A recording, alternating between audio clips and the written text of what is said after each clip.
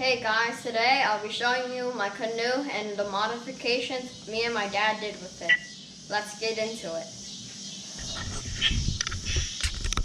So in the front I have this swivel wheel so I can move it around without having to hold it.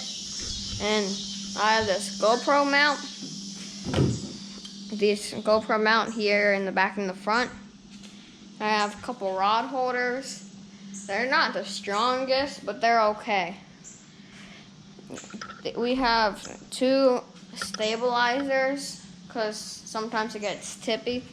So with these stabilizers, it's way less tippy.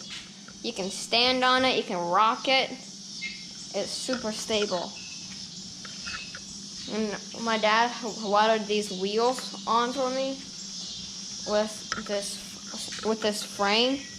And we have a rod that goes through connecting the wheels and welded together. And I have these splash guards which keep the water from coming up into it because the water would splash from here into here. And I have these hardwood seats because the seats that we got with it were rotten.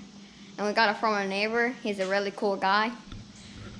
And we have a 2.6 horsepower Coleman, 4-stroke, pretty good motor.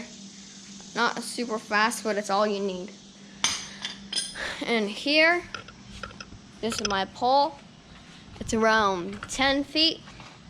It's good, it floats. I use it for anchoring and poling. And this is my thing to put it in. So I just stick it, anchor it up. Keeps it staying in place really good. And yeah, that's it. Oh, one more thing. So when I tow my canoe up, I use this. I use a carabiner and attach it. It works really good. It's an electric, easy-go golf cart. And yeah, this is my little brother. Say hi. And yeah, well, that's it for this video, and have a good day. See you next video.